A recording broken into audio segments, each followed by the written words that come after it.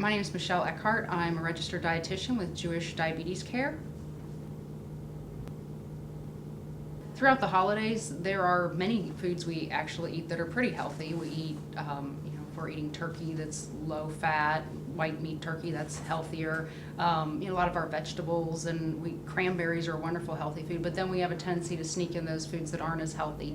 A lot of times those fall into the dessert category, eating lots of chocolate and cookies and cakes and pies. Those can be more unhealthy. Making substitutions, trying to include fresh fruit wherever possible can be a good substitute sometimes for your sweeter desserts. Even trying to find ways to make the desserts a little bit lower fat or lower in sugar, trying some new recipes can make those things a little bit healthier for us. And there's no foods necessarily that are good or bad foods. It's all about moderation. It's very important during the holidays. There are a tremendous amount of food. There's a tremendous amount of food available to us at the holidays.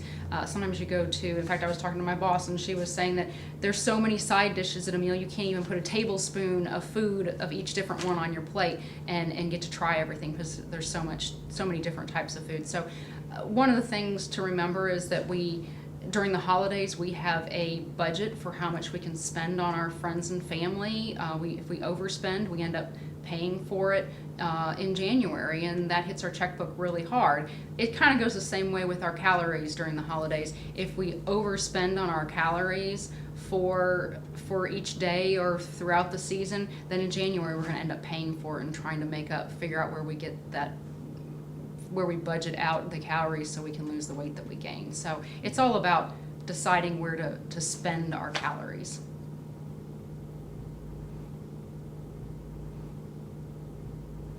This is an example of a typical holiday meal. You've got your turkey and dressing, mashed potatoes with gravy on all of it, green beans, some cranberry sauce, and 2 rolls. That's probably your typical looking Thanksgiving dinner. This meal on this plate is somewhere probably between 1,800 and 2,000 calories on a single plate. That's enough calories to feed someone for an entire day.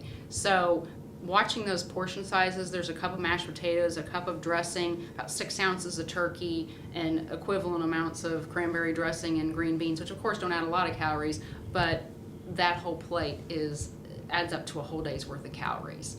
So if you reduce your portion sizes to what would be more moderate portion sizes, we've got a half a cup of stuffing, about half a cup of sweet potatoes, cranberry sauce, about 2 to 3 ounces of turkey, some green beans, and a single roll instead of 2, and this plate probably comes in around 700 to 800 calories, which is still a good number of calories for a meal, but it's not an entire day's worth of calories. And that includes the pumpkin pie. If you include about 1/8 of a pumpkin pie, that contributes to that 2,000 calories in that larger meal. But if you eat a smaller piece of pumpkin pie, similar to about 1/10 of a pie instead of 1/8 of a pie, you're going to help reduce the number of calories in that meal down to 800 without changing too much the types of food you're offering. I did put sweet potatoes on this particular plate because it's a little bit healthier, a little bit more vitamin A, a little bit more fiber, and you don't need as much gravy to cover all the items on the plate.